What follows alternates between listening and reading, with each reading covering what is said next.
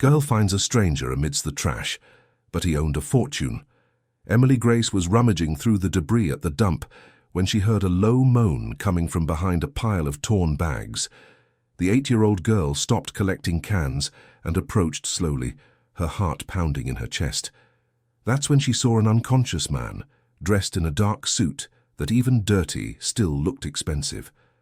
On his wrist shone a golden watch that caught attention, even covered in dried mud. "Mister, are you alive?" whispered the child, lightly touching his shoulder with the tip of her fingers. The man didn't respond. Emily Grace looked around nervously. She had never found anyone like that at the dump. Well-dressed people didn't come to that forgotten place on the outskirts of Phoenix. She grabbed a plastic bottle with some murky water she kept for drinking and poured a few drops on the stranger's face. "Hey, wake up," she said a bit louder, shaking his arm. The man's eyes opened slowly. He blinked several times, looking confused, trying to focus his gaze on the girl crouched beside him. When he managed to sit up, supporting his hands on the ground full of food scraps and dirty paper, he groaned softly. Where am I?" he asked in a hoarse voice. "At the South Mountain District dump," replied Emily Grace, watching his every move. "Are you okay? Are you hurt?" The man brought his hands to his head, massaging his temples as if in pain. He tried to remember how he had gotten there, but his mind was completely blank. He couldn't recall anything beyond his own name.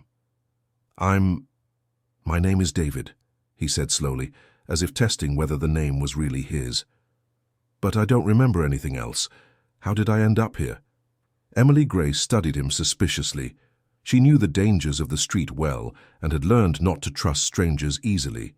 But something in that man's lost expression made her feel sorry for him. "I don't know, mister. When I got here, you were already passed out. It's been a while since I've seen anyone around these parts. Dear listener, if you're enjoying the story, please take a moment to like and especially subscribe to the channel. It really helps us, who are just starting out. Now continuing." David tried to stand up, but his legs trembled and he almost fell. The girl held his arm, even though she was much smaller than him. "Take it easy. You're still a bit dizzy. Sit on this overturned can," she instructed, helping him get settled. I need to find someone. Someone must be looking for me," murmured David, running his hands through his coat pockets. He found some crumpled papers and a cell phone with a cracked screen that wouldn't turn on. "Who, your family?" asked Emily Grace, sitting on the ground in front of him. "I don't know. I can't remember anything. It's like my head is empty." The girl observed his clothes more closely. The suit, even dirty, was made of a fabric she had never seen before. The shoes, despite the mud, looked new, and that watch on his wrist stood out because of its shine. "Look, I don't know who you are, but people like you don't usually show up around here," said Emily Grace frankly. "And there are some strange people who've been hanging around the area these days. I saw them talking with Mr. Harold from the junkyard about someone who was lost." "What people?" David straightened up, alarmed. "Some men in a black car. They're not from around the neighborhood. They asked if anyone had seen a man in a suit around here. I hid when they passed by." David's heart raced. Even without memory, something inside him said those people could mean danger. "Where do you live?" he asked the girl. Emily Grace pointed to an abandoned building a few meters away. It was an old factory warehouse that had closed years ago, with broken windows and the entrance partially blocked by planks. "Over there." "It's not much, but it keeps the rain off. Do you live alone?" The girl lowered her eyes. It was a question that always hurt her, because it reminded her of everything she had lost. "I do. It's been 2 years now. My parents brought me here when I was 6, and they never came back to get me." David felt a pang in his chest. Even without his memory, something in him felt for that little child living alone in such difficult conditions. "Do you survive by scavenging?" "I collect cans, scrap metal, anything that can be sold. Mr. Harold gives me some change. I also find food that people throw out from the supermarket nearby. It's not much, but it gets me by." David looked at his own hands. They were too clean for someone who did hard work. His nails neatly trimmed, his skin soft. Everything indicated He wasn't used to this kind of life. "Listen, do you think I could hide in your shed for a few days, just until I figure out what happened to me?" Emily Grace hesitated. Her experience on the streets had taught her to be cautious, but looking at that lost and confused man, she felt he meant no harm to her.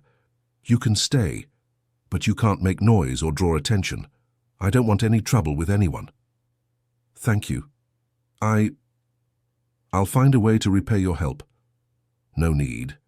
I know what it's like to be lost with nowhere to go." They walked together to the shed.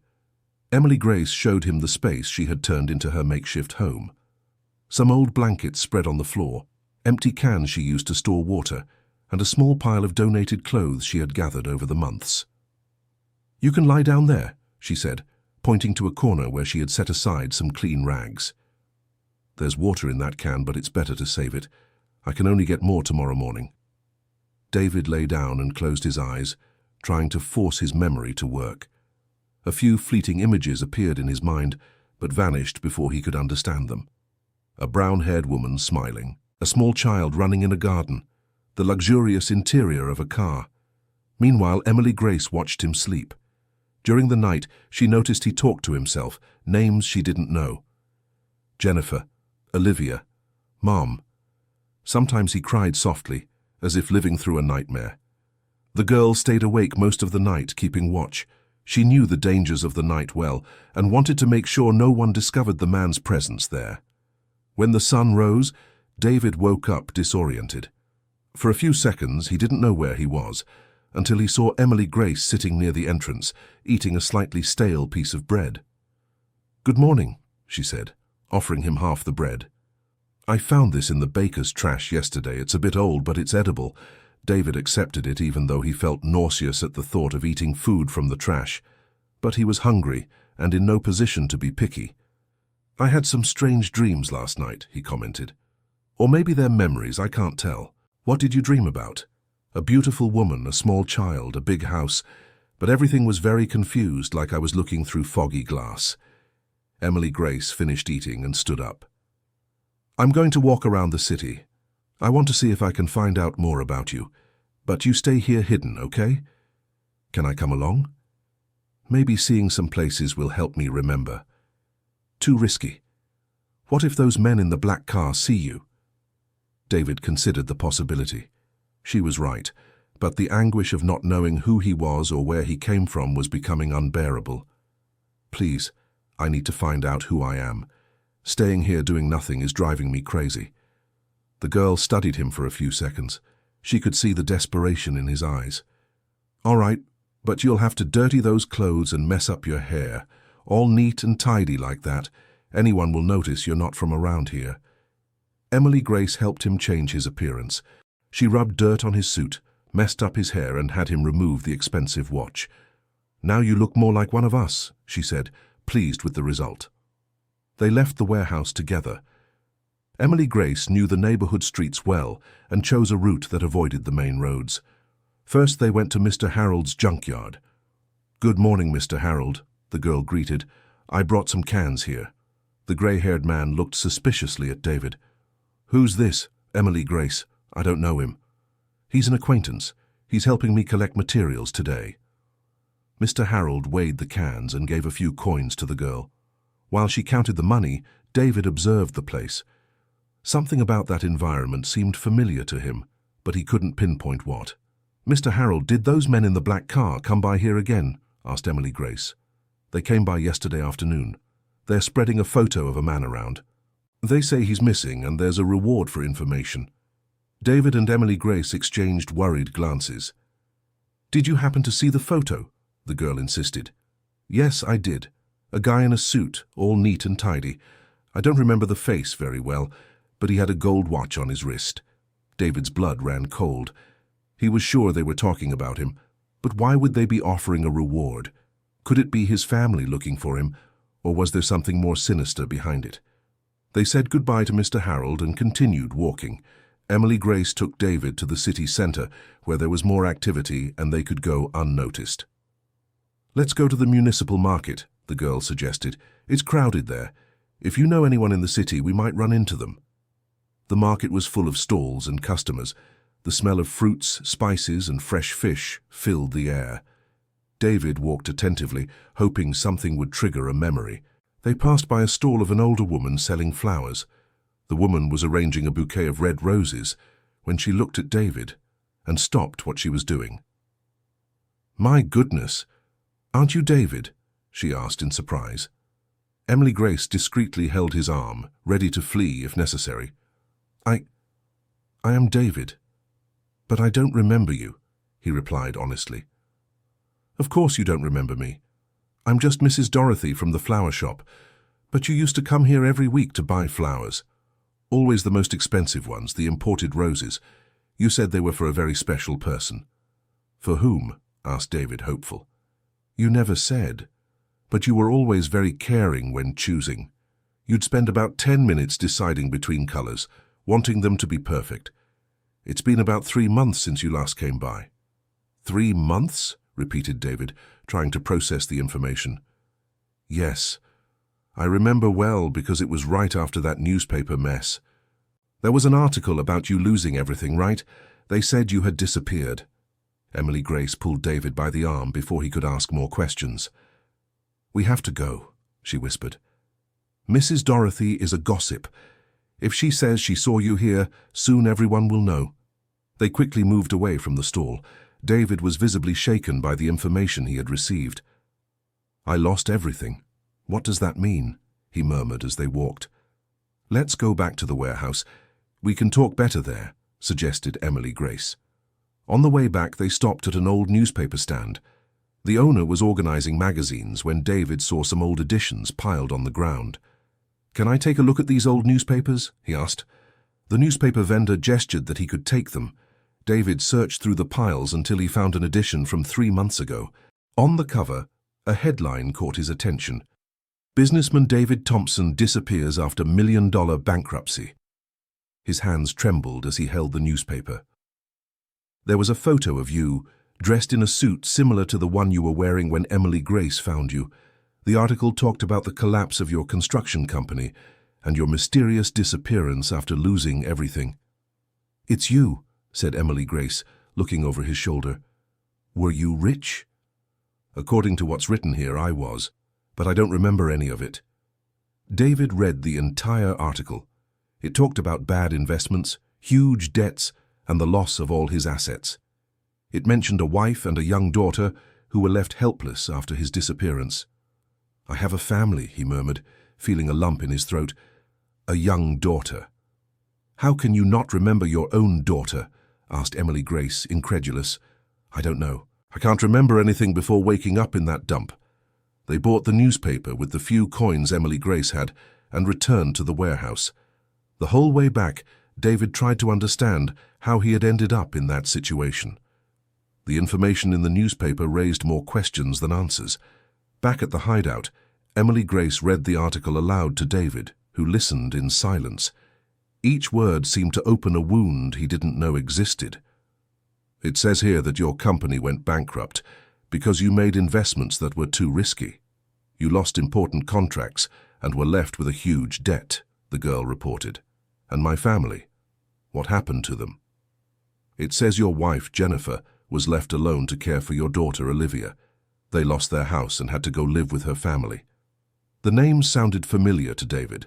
Jennifer and Olivia were the same ones he mentioned during his nightmares. "I need to find them," he said determinedly. "I need to know if they're okay. But you don't remember anything about them. How are you going to explain that you disappeared for 3 months and don't remember who they are?" Emily Grace's question made him reflect. How could he just show up out of nowhere to a family he had abandoned, with no memory and no explanation? That night, David barely managed to sleep. The few memories that were starting to surface were confusing fragments: a heated argument, the sound of a child crying, the feeling of driving desperately down a dark road. Emily Grace, sensing his inner conflict, also stayed awake most of the night. She was starting to get used to David's presence and was afraid he would abandon her when he regained his memory and his old life. "What if he remembers everything and doesn't want anything to do with me anymore?" thought the girl, looking at the man sleeping restlessly beside her. The next morning, David woke up with a strange feeling. During his sleep, He had dreamed of a luxurious office, important meetings, and many people depending on his decisions. But he also dreamed of moments of anguish, pressure, and the feeling of losing everything he had built. "Are you feeling better?" asked Emily Grace, offering him water. "I think I'm starting to remember some things, but it's still all very confusing. Do you want to try to look for your family?" David hesitated. Part of him desperately wanted to reunite with Jennifer and Olivia, but another part was afraid of what he might discover about himself. "Let's find out where they're living," he finally decided. They went out again through the streets of Phoenix. David had memorized the address of his mother-in-law mentioned in the newspaper. The house was in a middle-class neighborhood, very different from the area where they lived in the abandoned warehouse. When they reached the street, David immediately recognized one of the houses. A strange feeling came over him, a mix of familiarity and nervousness. "It's that one over there," he said, pointing to a yellow house with an iron gate. "How do you know?" "I can't explain it, but I'm sure." They hid behind a parked car and kept watching. After a few minutes, the house door opened and a woman came out holding hands with a small child. David's heart raced. Even without full memory, he knew those were his wife and daughter. Jennifer looked thinner and more tired than in the fragmented memories he had. Olivia, his daughter, must have been about 4 years old and carried an old doll. "It's them," he murmured, his eyes filling with tears. "Do you want to go talk to them?" "I don't know if I should. Look at how they are." Jennifer looked so sad. They followed the family at a distance. Jennifer and Olivia went to a public school where the girl stayed for classes. Afterwards, Jennifer walked to a supermarket where she began working as a cashier. "Your wife is working," observed Emily Grace. "She never needed to work before. I always managed to support the family alone." Seeing Jennifer in uniform, serving customers with a forced smile, broke David's heart.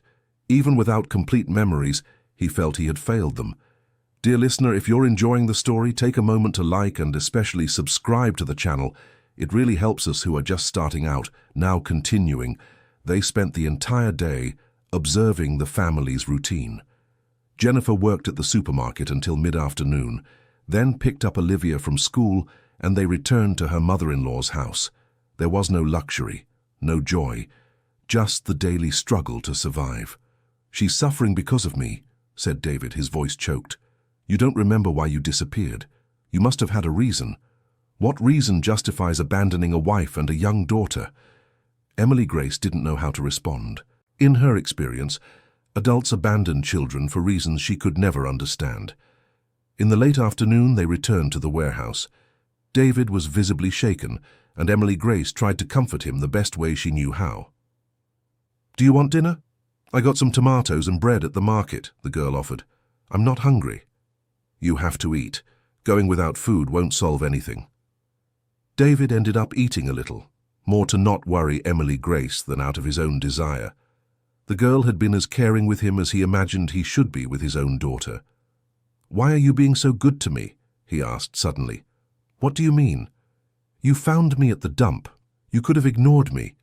You could have handed me over to those men in exchange for the reward, but you didn't do any of that. Why?" Emily Grace thought about the question. The truth was that she had gotten used to his company. After 2 years alone, it was good to have someone to talk to. "Because I know what it's like to be lost and have no one. When my parents abandoned me here, I spent weeks waiting for someone to come get me. No one came. If someone had appeared to help me, maybe I wouldn't have been so scared." The girl's words deeply touched David. He approached and, for the first time since waking up at the dump, hugged someone. "You saved my life, Emily Grace, even without knowing who I was. And you gave me company. That was important to me too." They stayed embraced for a few minutes, two lost souls who found each other in the midst of chaos and managed to create a special bond. That night, David had another dream, this time clearer. He was in an elegant office discussing contracts with men in suits. The conversation was tense. There were accusations and threats. Someone mentioned forged documents and embezzled money. He woke up frightened, in a cold sweat. "What happened?" asked Emily Grace, who had noticed the sudden movement. I think I think someone deceived me. In my dream, there were people talking about fake documents. Do you think they robbed you? Possibly, but I still can't remember properly. The next morning, David decided he needed to investigate his own past further. He asked Emily Grace to accompany him to the area where his former company used to operate. The address listed in the newspaper led them to a commercial building downtown. The place had a "For Rent" sign out front. "Your company used to be here?" asked Emily Grace. "I think so. Let's see if anyone knows anything." They entered the building and looked for the doorman. The man, about 50 years old, looked at David in surprise. "David? David Thompson? My God, where have you been all this time?" I had some problems. What happened here?" "Your company closed about 3 months ago. A bunch of unexpected debts surfaced. Your employees were left unpaid. Your clients lost money. It was a real mess." "And do you know who took over the investigations?" "Look, I only know that a lot of people showed up here after you disappeared. Lawyers, accountants, even the IRS came to take a look. They said there was something wrong with the company's paperwork." David thanked him for the information and left with Emily Grace. Each new discovery made him feel more guilty about his family's suffering. "Let's go to my old house," he decided. "I want to see what happened to it." The address of the mansion they lived in was in a gated community in the upscale area of Phoenix. When they arrived, David felt his heart tighten. The house had a "Sold" sign on it. "They couldn't keep the house," he murmured, feeling a mix of sadness and shame. Emily Grace observed the mansion through the gate. It was bigger than any place she had ever lived in. "You were very rich," she commented, impressed. "And I lost everything. I let my family go through hardship." They were getting ready to leave when a woman came out of one of the neighboring houses. She looked in their direction and seemed to recognize David. "David Thompson, is that really you?" she called out, approaching the gate. "Good afternoon, ma'am. Sorry, I don't remember your name. I'm Carol, your neighbor for 10 years. My God, where have you been? Your wife spent a few months desperately looking for you." "What do you mean, looking?" "She came here every week, thinking you would come back. She said you weren't capable of abandoning your family. Until one day some strange men showed up asking about you, and after that, she disappeared." "What men?" "Some guys in black suits in an expensive car. They asked kind of aggressive questions about where you might have gone. Jennifer got scared and moved without telling anyone." David exchanged a worried look with Emily Grace. The same men who were looking for him had gone after his family. "Mrs. Carol, do you know where they're living now?" "I heard they went to Jennifer's mother's house, but I don't know the address. I know the girl Olivia had to change schools because it was too far." They said goodbye to the neighbor and walked back to the warehouse. David was growing more and more distressed. Finding out that mysterious men were looking for him and threatening his family made him desperate. "Do you think these men are dangerous?" asked Emily Grace. "I don't know. But the fact that they scared Jennifer isn't a good sign. Maybe you need to turn yourself in and explain that you lost your memory. What if they don't believe me? What if it's some kind of trap?" Back at the warehouse, David tried to organize the information he had gathered. He knew he was a businessman who had lost everything, that his family was facing financial difficulties because of him, and that there were mysterious people looking for him. But he still couldn't remember the details of how it all happened. Emily Grace prepared a simple meal with the food she had managed to get during the day. While they were eating, she noticed that David was particularly quiet. "What are you thinking about?" she asked. "About how I could have been so irresponsible, abandoning a wife and a young daughter. Maybe you didn't abandon them. Maybe something happened that you just don't remember yet." "Like what?" "I don't know. But you don't seem like the kind of person who would leave his family without a very serious reason." David looked at Emily Grace with affection. That 8-year-old girl had a wisdom that many adults lacked. "Do you really believe that?" "I do. In these days we've spent together, you've always worried about me. You always made sure I was safe and fed. A bad person wouldn't do that for a stranger." Emily Grace's words gave David a little hope. Maybe there really was an explanation for his disappearance that he just couldn't remember yet. During the night, he had another disturbing dream. He was driving on the highway at high speed, clearly running away from something. On the passenger seat was a briefcase with documents. He stopped the car at a gas station and burned the papers, but before he could finish, he woke up. "I was running away," he told Emily Grace the next morning. "In my dream, I was burning important papers." "Running from whom?" "I don't know. But I was afraid of something." "Do you think those papers were about your company?" "They must be. Maybe they're the key to understanding what really happened." David decided he needed to go back to the place where Emily Grace had found him. Maybe there were clues they hadn't noticed the first time. They went back to the dump in the morning. David carefully examined the spot where he had been unconscious, looking for anything he might have forgotten. "There's nothing here," said Emily Grace after a detailed search. "Wait, my car. If I was driving when I disappeared, my car must be nearby." They expanded the search area. After an hour of looking, Emily Grace shouted from the top of a pile of trash, "David, there's a car down here." They ran to where she was. Partially buried under trash and debris was a black sedan that David immediately recognized. "It's my car," he said with certainty, even without remembering exactly having seen it before. With Emily Grace's help, David managed to open the driver's door. The interior was dirty and damp, but you could still tell it was a luxurious vehicle. In the glove compartment, they found some wet documents and a flash drive inside a plastic bag. "What do you think is on here?" asked Emily Grace, holding the flash drive. "It could be important. We need to find a computer to check." They kept the documents and the flash drive and left the dump.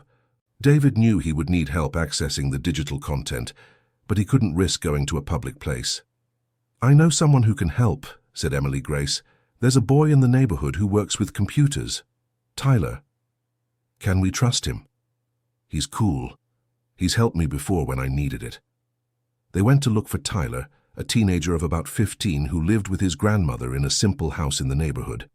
The boy had set up a kind of computer workshop in the backyard where he fixed old computers. "Hi, Emily Grace, is everything okay?" Tyler greeted her, curious about David's presence. "Yeah. Tyler, I need a favor. Can you see what's on this flash drive?" The boy took the device and connected it to an old computer that worked perfectly. "There are quite a few files here. They look like important documents. Do you want me to open them?" "Please," David requested. Tyler opened the files, and what they saw shocked them. They were contracts, emails, and spreadsheets that clearly showed a fraud scheme involving David's company. "Look at this," said Tyler, pointing at the screen. "There are some emails here from a guy named Brian Mitchell. He was embezzling money from the projects and forging documents." David read the emails with growing attention. Brian was his minority partner in the company and apparently had orchestrated a plan to steal money from clients and leave David as the sole responsible. "My God," murmured David. "He betrayed me. Brian was my friend for years." "There's more," continued Tyler. "Look at this email here. It talks about eliminating the problem if you found out about the scheme." Emily Grace got chills hearing the words. Even though she was a child, she understood that meant danger. "That's why you were running away," she said to David.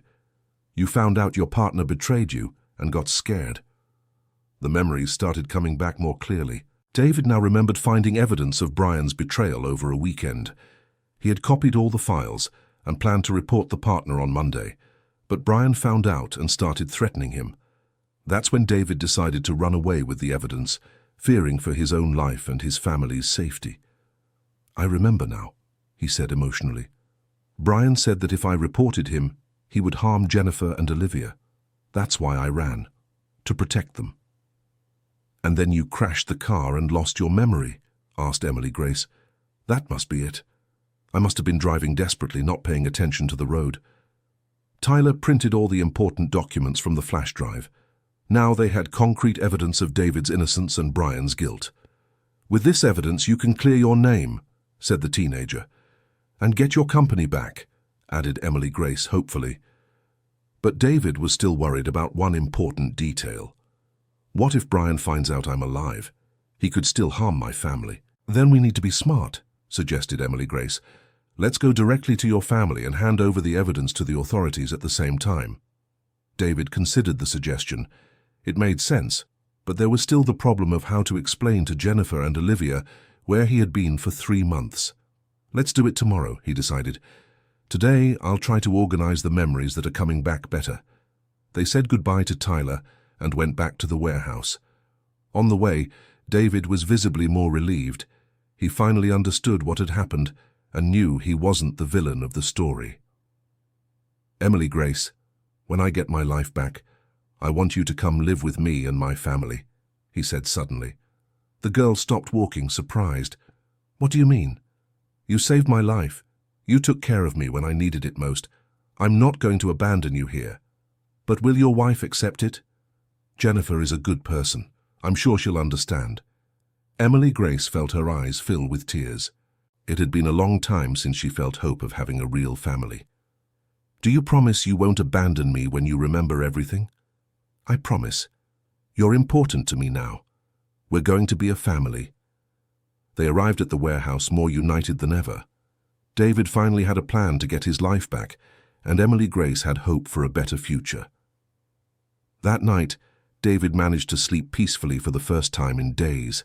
His memories were almost completely back, and he felt ready to face whatever came next. Emily Grace also slept well, dreaming of the possibility of having a real family and a safe place to live.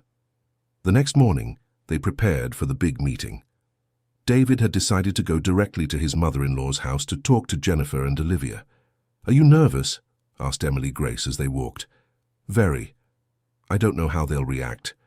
They'll be happy, especially when they find out you didn't abandon them. And you, are you nervous?" "A little." What if they don't like me?" "You'll be liked. How could they not like a brave and caring girl like you?" They reached the yellow house where Jennifer and Olivia were living. David took a deep breath before knocking on the door. "Who is it?" asked a woman's voice from the other side. "Jennifer, it's me, David." There was a long silence. Then the sound of quick footsteps, and the door opened. Jennifer was standing on the threshold, her eyes wide with surprise and disbelief. She had lost weight and looked older, but she was still the beautiful woman David now remembered loving. "David, is it really you? Where have you been all this time?" she asked, her voice choked. Before he could answer, a little voice shouted from the back of the house. "Daddy! Is that Daddy?" Olivia came running and threw herself into David's arms, who hugged her tightly, feeling the memories come flooding back completely. "My princess," he murmured with tears in his eyes. "Daddy's here now. Why did you disappear?" "Mommy cried a lot," said Olivia, not fully understanding the situation. Jennifer watched the scene with a mix of relief and contained anger. "David, you need to explain what happened. You can't just vanish for 3 months without a word." "I'll explain everything, but first I want to introduce someone very important." David motioned for Emily Grace to come closer. The girl was shy, hiding behind him. "This is Emily Grace. She saved my life." Jennifer looked at the dirty, poorly dressed child in surprise. "What do you mean she saved your life?" "It's a long story. Can we come in?" "I need to tell you everything." Jennifer hesitated for a moment, but eventually made room for them to enter. The house was simple, very different from the mansion they used to live in. "Grandma went shopping," Olivia explained to her father. "She doesn't like you very much." "Olivia," Jennifer scolded. "But it's true, Mom. She always says that Daddy left because he doesn't like us anymore." David knelt in front of his daughter. "Daddy never stopped loving you. I left to protect you, but some things happened that made me forget everything." "How could you forget us?" asked Olivia, confused. "Sometimes that happens when a person hits their head really hard," Emily Grace explained gently. "Your dad didn't even remember his own name when I found him." Olivia looked at Emily Grace with curiosity. "Where did you find him?" "In the dump where I live." "You live in the trash?" Olivia asked innocently. "Olivia, don't ask prying questions," said Jennifer, but she was also curious about the story. David asked everyone to sit down and began to tell everything that had happened. He talked about discovering Brian's betrayal, about running away to protect the family, about the accident and the memory loss. He showed the documents he had found on the flash drive, proving his innocence and his former partner's guilt. Jennifer listened to everything in silence, processing each piece of information. You mean you spent 3 months without your memory, living in a dump with this girl? She asked finally. Exactly. And if it weren't for Emily Grace, I probably would have died there. And those men who were looking for you, were they from Brian? They must be. He probably wanted to find me before I got my memory back and discovered the truth. Olivia, who had been listening quietly, approached Emily Grace. Thank you for taking care of my dad, she said, giving the girl a hug. Emily Grace was moved by the affectionate gesture. It was the first time in a long time that another child had treated her with kindness. You're welcome. Your dad is really nice. Jennifer watched the interaction between the two girls. Despite the whole strange situation, she could see that Emily Grace was a special child. Emily Grace, where are your parents? She asked. I don't have parents. They abandoned me at the dump when I was 6 years old. Jennifer felt her heart tighten. As a mother, she couldn't imagine how anyone could abandon a child. And you've been surviving on your own since then? I survive. I collect trash, find food. It's not easy, but I get by. Jennifer, said David, I want to adopt Emily Grace. She's part of our family now. His wife looked at her husband in surprise. David, we can barely support ourselves. How are we going to take care of another child? With this evidence, I'll be able to recover our company and our assets. Brian will have to return everything he stole. And if you can't, we'll find a way. But I can't abandon the one who saved me. Olivia, who was playing with Emily Grace's hair, said, I want her to be my sister. She can sleep in my room. Their daughter's innocence touched Jennifer's heart. She looked at Emily Grace again and saw in the girl's eyes the same hope she had seen in Olivia's eyes when she was waiting for her father to return. All right, she finally agreed. But first, let's deal with the situation with Brian, and then we'll talk about the adoption. Emily Grace could hardly believe what she was hearing. After 2 years alone, she finally had a chance at a real family. Thank you so much, Mrs. Jennifer, she said with tears in her eyes. I promise I'll help with everything I can. First, let's get you a bath and some decent clothes, Jennifer said with maternal affection. Olivia, go get some of your clothes that don't fit you anymore. While the girls got organized, David and Jennifer talked about the next steps. I need to report Brian tomorrow, he said, and also find a lawyer to recover our assets. David, these 3 months have been very difficult. I worked as a supermarket cashier to support Olivia. My mother helped us, but it was humiliating. I know, my love. Forgive me for causing all this. You didn't cause it. You were a victim, just like us. Jennifer hugged her husband for the first time in months. Despite all the hardships they had been through, she was happy to have him back. I love you, said David, and I promise I'll make up for all the suffering you've been through. We'll get through this together. Olivia returned with some clothes for Emily Grace, who took her first hot bath in a long time. When she came out of the bathroom, dressed in clean clothes and with her hair washed, she looked like a completely different child. You look very pretty, Olivia complimented. Thank you. It's been a long time since I've worn new clothes. Jennifer prepared lunch for everyone. It was a simple meal, but for Emily Grace, it was a feast. She hadn't eaten homemade food made with care in a long time. It's very delicious, Mrs. Jennifer, the girl praised. You can just call me Jennifer, dear. During lunch, they planned how to proceed with the report against Brian. David knew he would need legal help and protection for the family. I'm going to see Dr. Richard tomorrow, he said. He was our lawyer before all this happened. Do you think he'll help us? Asked Jennifer. I'm sure. He was always honest with us. After lunch, David's mother-in-law arrived from shopping.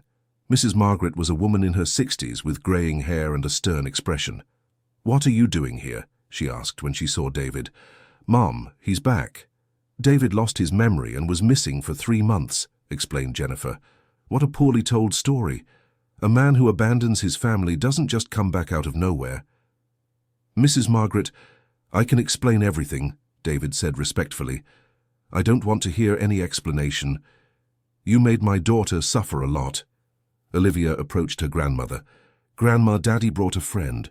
She's going to live with us. Mrs. Margaret looked at Emily Grace with disapproval.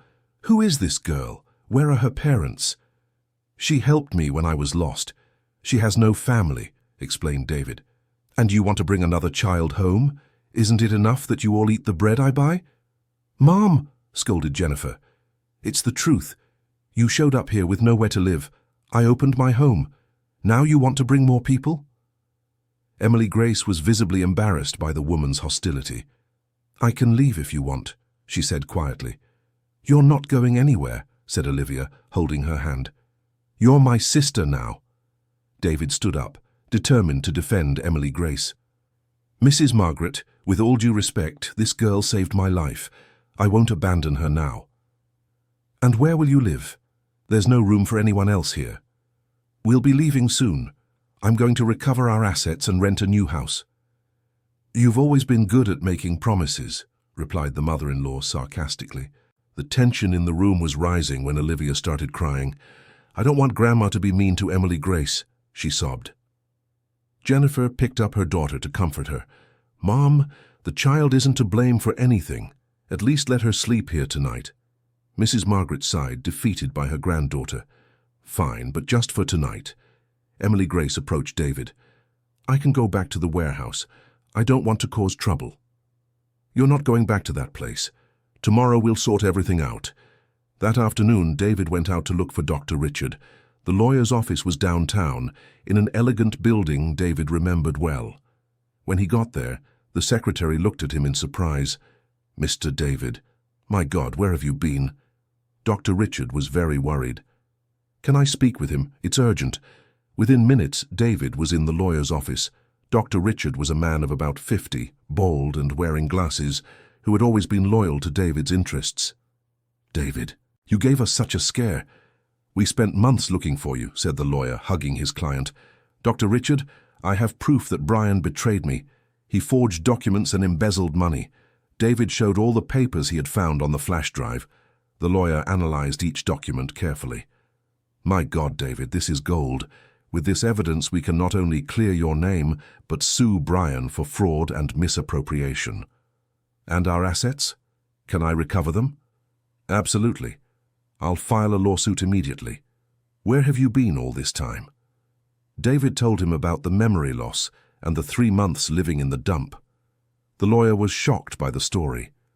"You need to get some medical exams to prove the amnesia. That will be important for the case." "Dr. Richard, there's something else. Brian sent men after my family. I'm worried about their safety. I'll arrange protection. I know people who can help."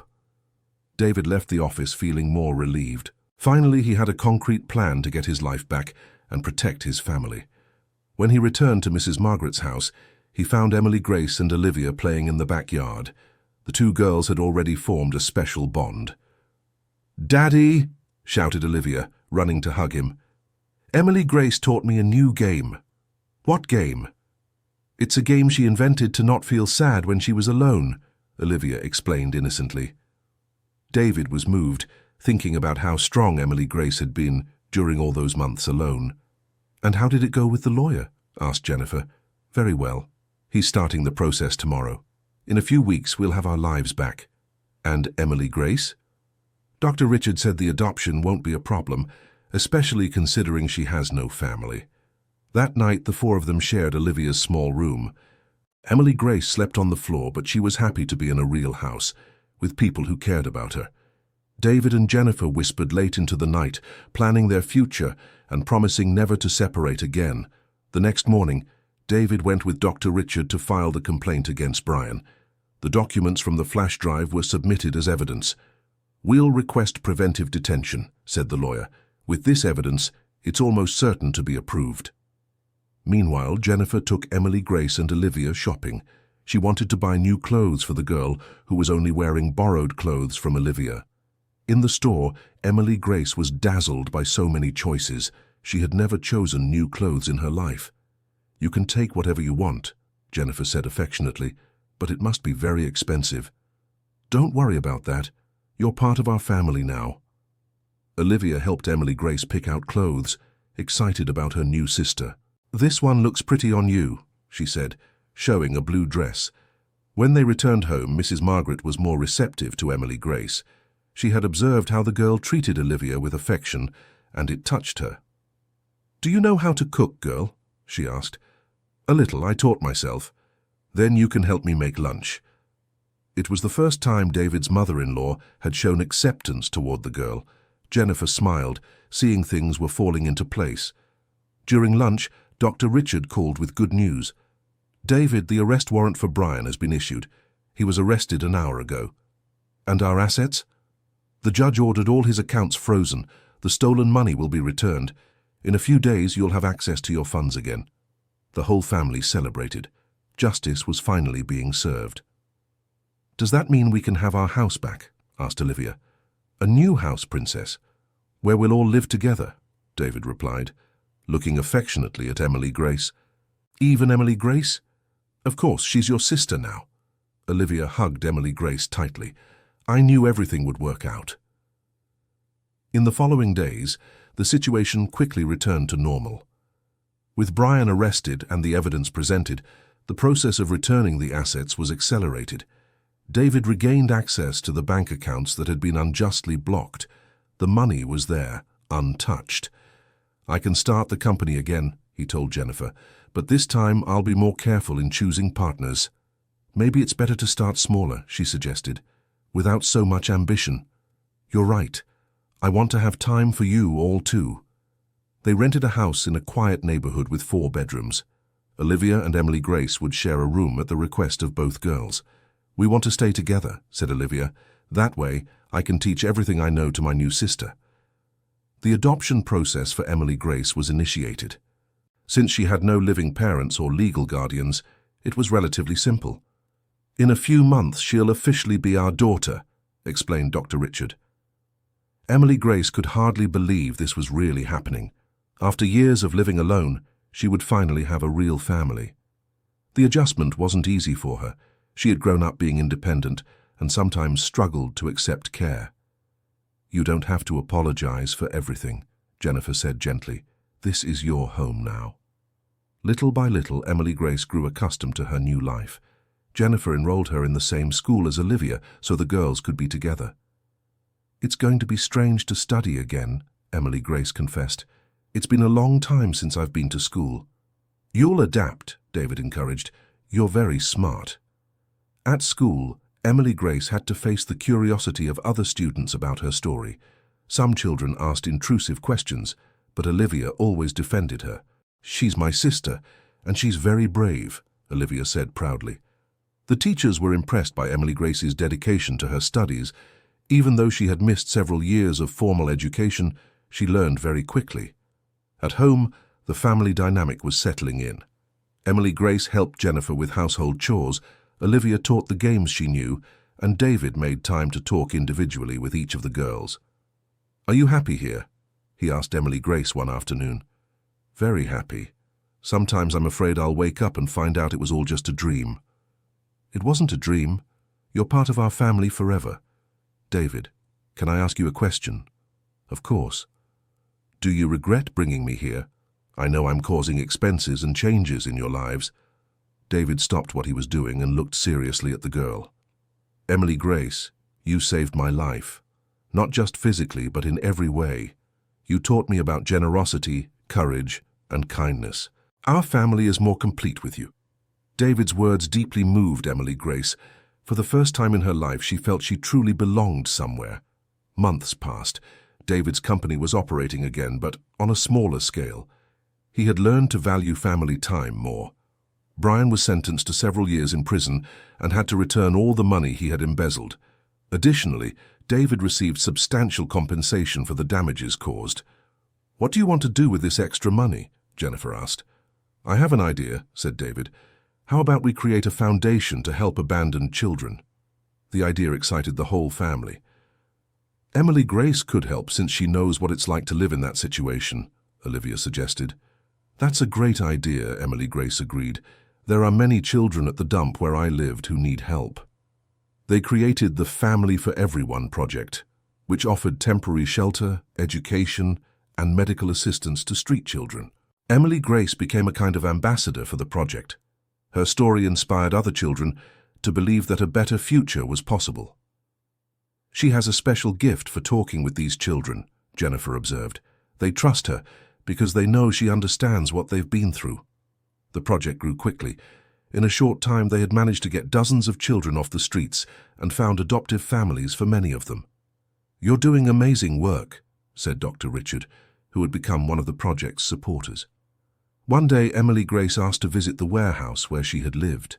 She wanted to show the place to Olivia and David. "This was my home," she said, pointing to the empty space. "It wasn't much, but it protected me from the rain." Olivia was amazed to see where her sister had lived. "Weren't you afraid of being alone here?" "I was very afraid, especially at night. But I had no choice." David looked at the spot where Emily Grace had found him. It was hard to believe that just a few months earlier, he had been there, lost and without memory. "This place changed our lives," he said. "Here, our family truly came together." They decided to turn the warehouse into a community center to serve underprivileged children in the area. Emily Grace suggested they include a library, art workshops, and tutoring classes. "The children here need hope," she said. "They need to know that a better future is possible." On the day of the community center's opening, the whole family was present. Hundreds of people from the community came to the ceremony. "A year ago, I was lost in this very place," David said during his speech. "A brave girl saved me and completely changed my life. Today, we want to repay that generosity to our community." Emily Grace also gave a short speech. "I know what it's like to have no hope," she said with a choked voice. "I know what it's like to feel like nobody cares about you. But I learned there's always someone willing to help. Sometimes it's just a matter of being in the right place at the right time." After the ceremony, the family went home.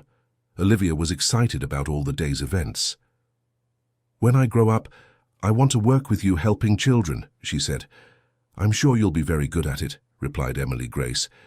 "You two will make an unbeatable team," said Jennifer, hugging her daughters. That night, while the girls slept in the room they shared, David and Jennifer talked about how their lives had changed. "Sometimes I think about what would have happened if Emily Grace hadn't found me," said David. "Don't think about that. What matters is that she did, and now we're a stronger family. Have you ever regretted agreeing to adopt her? Never. She brought so much joy to our lives. Olivia has become more mature and responsible. I learned about strength and perseverance, and you've become a better man." "How so?" "Before you were obsessed with work and money. Now you understand there are more important things in life." David reflected on his wife's words. It was true, his priorities had completely changed. "Emily Grace taught me that true wealth lies in the relationships we build," he said. In the girls' room, Emily Grace was awake, thinking about how her life had changed. From an abandoned child living in a dump, she had become part of a loving family and was even helping other children in situations similar to what she had experienced. "Olivia," she whispered. "What is it?" replied her sister, who was also awake. "Thank you." "For what?" "For accepting me as your sister from day one, for never treating me differently. You're my real sister now. It doesn't matter that we weren't born from the same womb." The two girls hugged in the dark. They had found in each other not just a sister, but a best friend. Time passed, and David's family settled in completely. The company grew sustainably. The social project helped hundreds of children, and Emily Grace became a determined young woman and exemplary student. When she turned 15, they threw a big party to celebrate. Many of the children who had been helped by the project were present. "You've become an example to all these children," Jennifer said during the party. "I just showed them it's possible, that even when everything seems lost, there's always hope." Dr. Richard, who had become a close friend of the family, made a toast. "To Emily Grace, who taught us that heroes sometimes appear in the most unexpected places. And to David, who showed us it's never too late to start over," added Emily Grace. The party was a success. The two sisters danced together. David and Jennifer informally renewed their wedding vows, and the whole community celebrated the fruits of the social work they had developed. Later, when everyone had left, the family gathered on the house porch. "Do you know what moves me most about this whole story?" said David. What? The girls asked in unison. That it started with something terrible, me losing everything and ending up with no memory and a dump. But it turned into the greatest blessing of our lives. That's true, Jennifer agreed. Sometimes the best things in life come disguised as problems. And sometimes, Emily Grace added, you just need someone who believes in you to discover who you really are. Olivia, who was almost asleep in her father's lap, murmured, I love our family. We love you too, Princess, everyone replied at the same time. That night, before going to sleep, Emily Grace wrote in her diary, a gift she had received from Jennifer. Today I turned 15. 9 years ago I had nothing but the dirty clothes I was wearing. Today I have a family that loves me, a home to live in. I study at a good school and help other children going through what I went through. Sometimes I still can't believe all this is real. But it is. And I learned that when you do good for someone, good comes back to you in ways you can't even imagine. When I saved David at that dump, I didn't know I was saving my own life too. In the next room, David was also reflecting on the journey they had taken.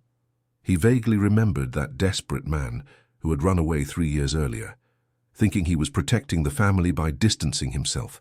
What irony to discover that his salvation would come precisely from someone who had also been abandoned. Emily Grace had taught him that strength doesn't come from having everything under control, but from knowing how to trust others and accept help when needed. The company he had rebuilt was smaller than the previous one, but it was solid and ethical. The social project they had created had become a reference in the city. And more important than anything, his family was united and happy. What are you thinking about? Asked Jennifer, lying down next to him. About how lucky we are. Lucky? Think about it. If I hadn't lost my memory, if Emily Grace hadn't found me, if you hadn't agreed to adopt her, none of this would have happened. Our lives would be completely different. And do you think it would be better or worse? Definitely worse. I would still be that man obsessed with money. Emily Grace would still be living alone on the street. Olivia wouldn't have a sister, and you wouldn't have discovered your calling to help children in need. When you put it that way, it really seems like everything happened for a reason. I don't believe it's coincidence. I believe some people come into our lives to teach us something important. The next day, David had an important meeting. A large company was interested in buying his social project to expand it to other cities. It's a very good offer, said the businessman. You could help thousands of children across the country. I need to talk with my family, replied David. This project is very personal for us. That night they gathered to discuss the proposal. What do you all think? Asked David. I think we should accept, said Emily Grace surprisingly. If we can help more children, we should do it. But aren't you afraid they might change the essence of the project? Asked Jennifer. We can negotiate to maintain control over the values and methods, suggested Emily Grace. And we can use the money from the sale to create other projects here in the city. Olivia, who was now 8 years old and understood adult conversations better, also gave her opinion. I think Emily Grace is right. If there are more children needing help, we have to help them. The girls' wisdom impressed their parents. They decided to accept the proposal, but with strict conditions to ensure the project maintained its original mission. The negotiation lasted a few weeks, but the outcome was positive. Family for Everyone would become a national organization, maintaining its core values. You've made history, said Dr. Richard when the contract was signed. This project will impact the lives of thousands of children. With the money from the sale, the family decided to create a free school in the community where Emily Grace had lived. It would be a place where underprivileged children could study and receive nutritious meals. I want it to be a different school, said Emily Grace during the planning, where children feel welcomed and valued no matter where they come from. And how about including art and music workshops, suggested Olivia. Excellent idea, agreed Jennifer. These activities can awaken talents that children don't even know they have. The school project had grown and become something even bigger than they had imagined. Besides traditional classrooms, it would have a library, a computer lab, a sports court, and a large cafeteria. Let's call it Emily Grace School, proposed David. No, protested the young woman, embarrassed. "How about School of Hope?" "Emily Grace School of Hope," suggested Olivia, trying to reconcile the ideas. Everyone laughed and agreed with Olivia's suggestion. The construction of the school took 2 years. During this period, Emily Grace stood out even more in her studies and became a student representative at her school. "She has a knack for leadership," commented a teacher to Jennifer. "She's always organizing campaigns to help classmates in need. She learned early on the importance of helping others," replied Jennifer proudly. When the School of Hope was finally inaugurated, it was an emotional event for the whole family. Hundreds of children from the community were able to enroll for free. "This is a dream come true," said Emily Grace during the opening ceremony. 10 years ago, I was one of the children who could have benefited from a school like this. Today, I have the privilege of helping create it for other children." Her speech moved the entire audience. Many of those present knew her story and were inspired by her journey. David also gave a speech. "This school represents much more than education. It represents hope, opportunity, and the belief that every child deserves a bright future, regardless of where they were born or the circumstances they live in." After the ceremony, the family took a tour of the facilities. Seeing the children running through the new hallways, exploring the library, and playing in the yard brought a sense of complete fulfillment. "We did it," murmured Jennifer to David. "Did what?" "Turn our pain into something good for the world." That night, Olivia asked a question that took everyone by surprise. "Do you think if Emily Grace hadn't found Dad that day, none of this would have happened?" "Probably not," David answered honestly. "So that means an 8-year-old child changed the destiny of hundreds of other children." The depth of Olivia's reflection surprised the adults. "That's exactly it," confirmed Emily Grace. "And do you know why that happened? Because I made the right choice at that moment. I could have ignored a man passed out at the dump, but I chose to help." "That teaches me," said Olivia thoughtfully, "that our choices can have consequences much bigger than we imagine." "Very well said, my daughter," praised Jennifer. The years passed quickly. Emily Grace graduated from high school with the best grades in her class and earned a full scholarship to study psychology at university. "I want to better understand how to help children who have gone through traumas like I did." She explained her career choice. Olivia also grew up and became a socially engaged teenager, always participating in volunteer projects. David and Jennifer, now in their 50s, had found the perfect balance between work and family. David's company was prosperous, but he never again put work above family. On a special Sunday, 10 years after Emily Grace found David at the dump, the family organized a celebration. "10 years ago our lives changed forever," said David, raising a toast. "And today we have much to celebrate," added Jennifer. Emily Grace, now an 18-year-old young woman, looked around the table. Besides the immediate family, Dr. Richard, several children who had been helped by the projects, and community representatives. "When I was little and lived alone," she began, "I used to imagine what it would be like to have a real family. But not even in my most optimistic dreams did I imagine something as incredible as this." She gestured, indicating not just the family, but all the social work they had built together. "You didn't just give me a family," she continued. "You gave me a purpose. You taught me that our greatest achievement in life isn't what we get for ourselves, but what we do for others." Olivia, now 13 and already showing the same early wisdom as her sister, also wanted to speak. "I grew up watching you help other people. To me that was always normal, but now I understand that this isn't normal for everyone. I understand that we have a special responsibility because we've been blessed." Dr. Richard, who had become practically a family member, also spoke. "In my 40 years of law practice, I've never seen a family turn so much pain into so much good. You are an example that it's possible to create something beautiful even in the most difficult circumstances." The dinner continued with many stories being shared. Former students of the school told how their lives had changed. Children who had been helped by the projects talked about their dreams, and the family recalled the most memorable moments of that journey. Later, when the guests had left, The 4 people who formed the core of that family gathered on the porch, as they always did when they had something important to discuss. "Do you know what I'm most grateful for in this whole story?" asked Emily Grace. "What?" the other 3 replied. "It's that not only did I find a family, but I found my place in the world. I discovered I was born to help other people find their hope too." "And do you know what I'm most grateful for?" asked David. "Tell us," requested Olivia. "It's that I lost my memory, and when it came back, I wasn't the same person anymore. I became someone better. Sometimes we need to forget who we were to discover who we can be." Jennifer also wanted to share, "What I'm most grateful for is having learned that a family doesn't need to be formed just by blood. Love and commitment are much more important than genetics."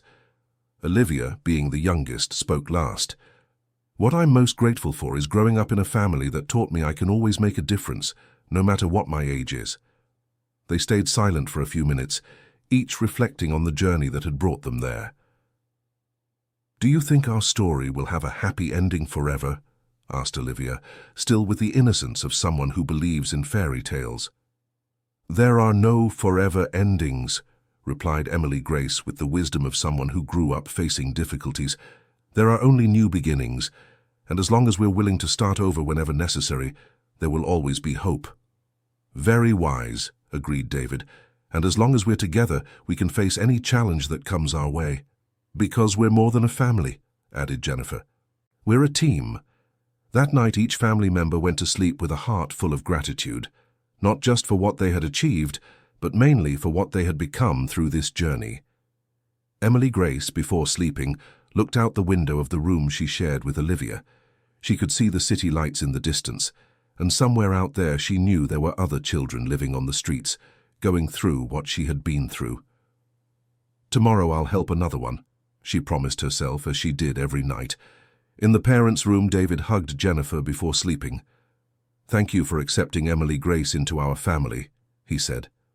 "Thank you for giving me the opportunity to be a mother to 2 amazing daughters," she replied. "Do you think we did everything right?" "I believe we did everything with love. And when we do things with love, even when we make mistakes, the consequences tend to be positive." The next morning, life resumed its normal routine, but none of them would ever forget that night of celebration and reflection. Emily Grace was getting ready to start college. Olivia was entering high school. David was planning to expand the social projects, and Jennifer began writing a book about adoption and family. But regardless of future plans, one thing was certain. That family had proven that even in the most difficult circumstances, love and compassion can create miracles. The story that began with a lost man and an abandoned girl in a landfill had transformed into a network of hope that touched hundreds of lives. And the most beautiful part of it all was that this story was still being written. Every child helped, every life transformed, every smile earned was a new chapter in a narrative that proved it's never too late to start over, and we're never too young to make a difference. End of story. Now tell me what you thought of this story and where you're watching from. If you have something to share with us, leave your sincere words in the comments. Do you believe Emily Grace made the right choice by helping David? We'd love to read your opinion on this journey of overcoming challenges and family love.